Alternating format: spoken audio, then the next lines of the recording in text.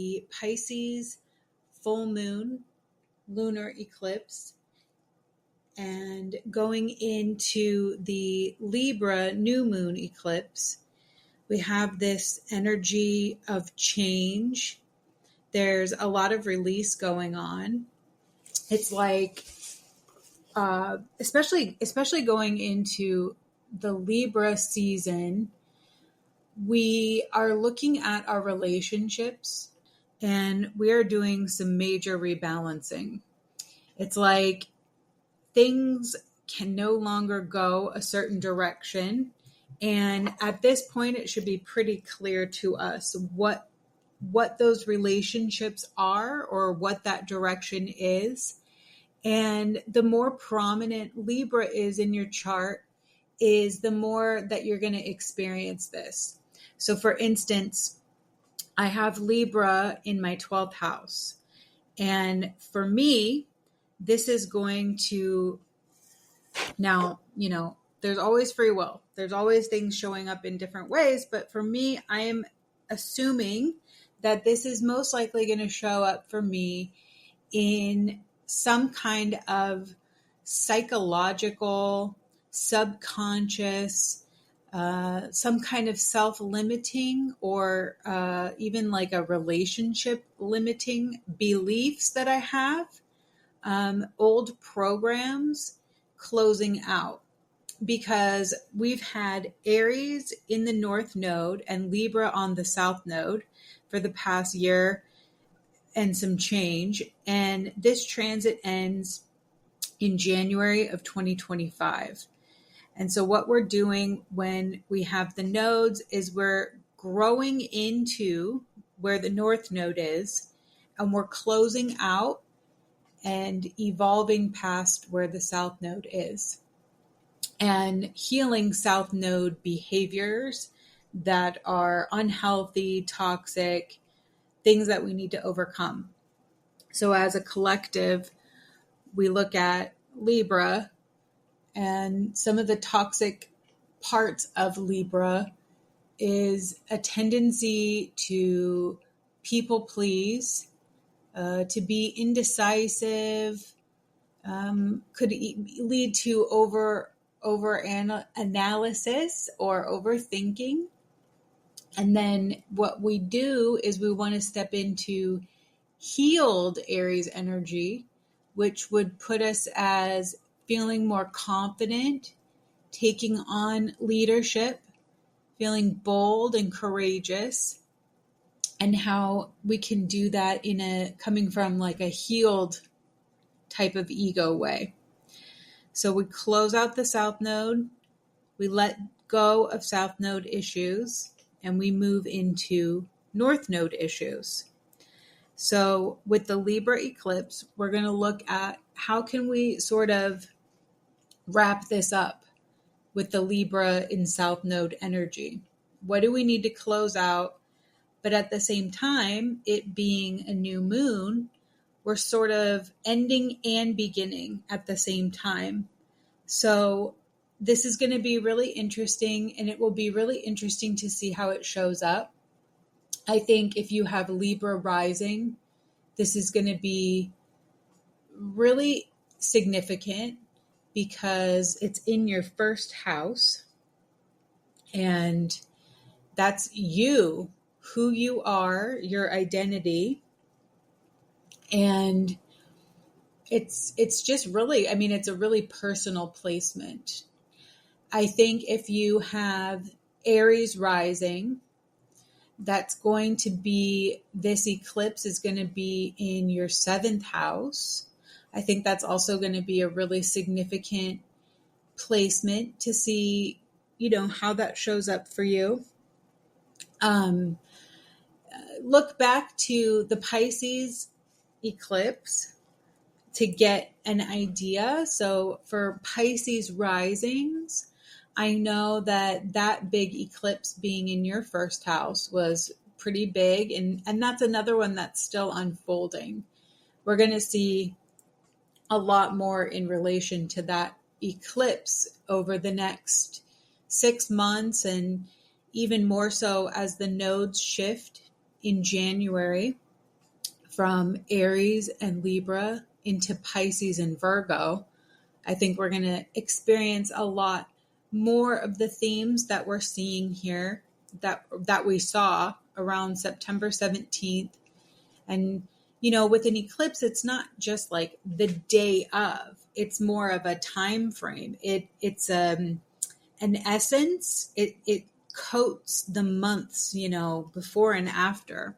So these things need time to unfold to get the true idea of what's really going on. And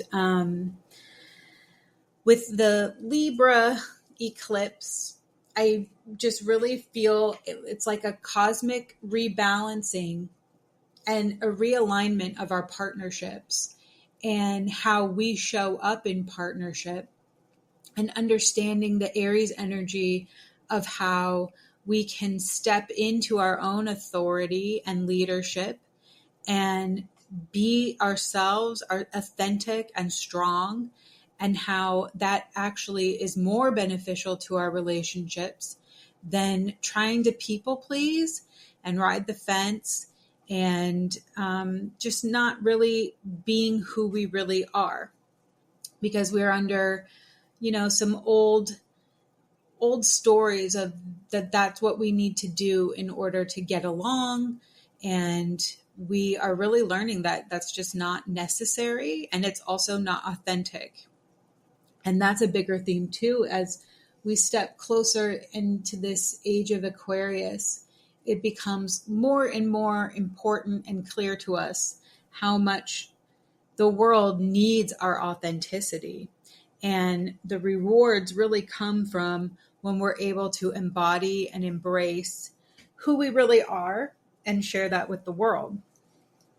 And now the next thing going on pretty simultaneously with the Libra energies, with the eclipse, the sun moving into Libra, is we have Venus making her way into Scorpio. And this is sort of the kickoff into spooky season. You see the aesthetic start to change drastically.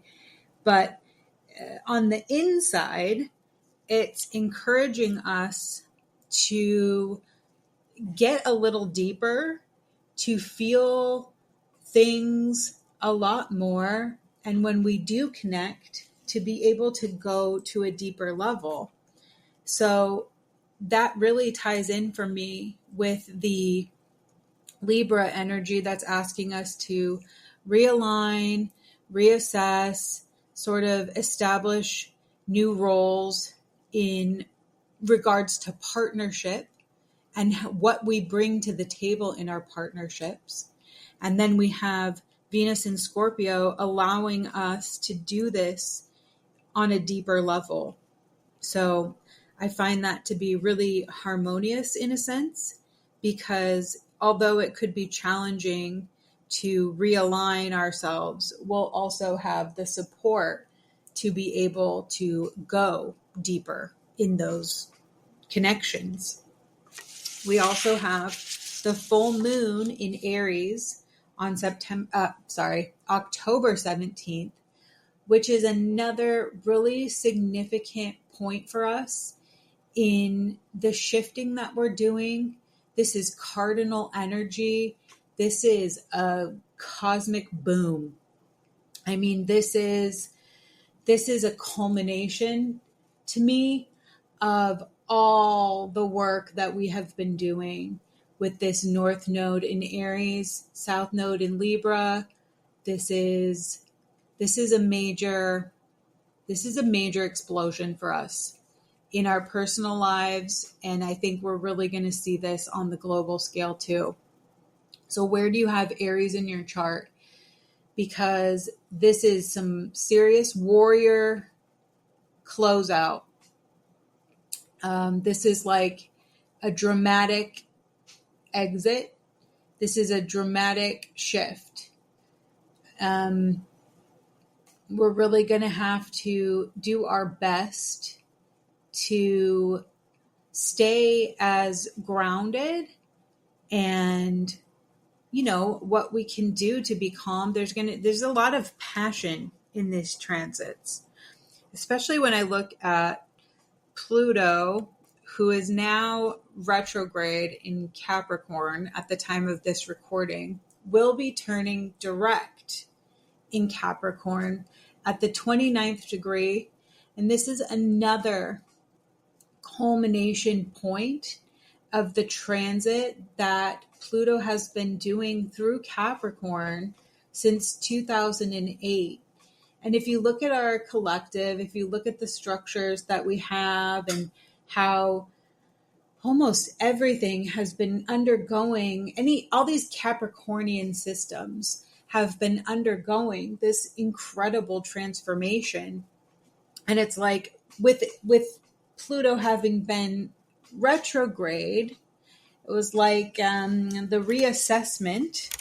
And when it goes direct, it's like the final breakdown. So what needs to go? On the individual level, where do you have Capricorn in your chart? What have you been deconstructing and transforming since 2008? This part of your life is going to shift. When Pluto shifts into Aquarius, it really exits with a huge, parting gift as far as wherever you've hosted this transit in Capricorn in your chart is going to be permanently transformed.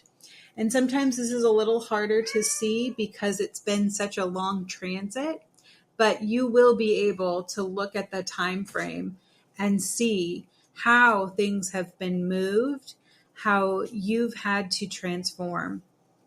And now this is also going on where we have Mars moving through Cancer, and Mars is about to go retrograde.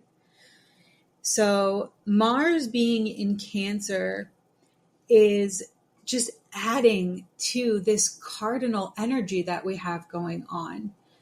That would be the fourth corner of this puzzle here, with major things happening in the cardinal signs. So with Mars being in Cancer, this is, a longer than usual transit, as it will go into Leo, but then come back into Cancer. And this is making us a bit defensive. This could be a little frustrating, but this is also fueling us in the Cancer part of our chart, which is completely opposite the place where we have Pluto retrograding and going direct in Capricorn. So this axis is on a focal point right now, as this is forcing us to change and evolve and adapt into new ways of being. And this is really going to unfold over the fall and in early winter here. So I'm really curious to see how you're doing, see how you're feeling. Let me know what kind of placements you have. Where is this hitting you? Because there are definitely more placements that are more directly impacted and feeling things on a really intense level than others. And I would love to hear your feedback. Thank you so much for tuning in.